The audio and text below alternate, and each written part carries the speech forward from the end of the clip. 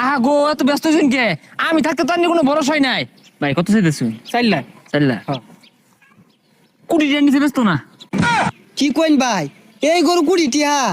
আহা গো এই গরু দেখে গরুর দাম চাচা ওরা পাইতেন না। এর বংশের মর্যাদার হিসাব করলে এটা 1 কোটি টাকা কম হয়ে যায় গা।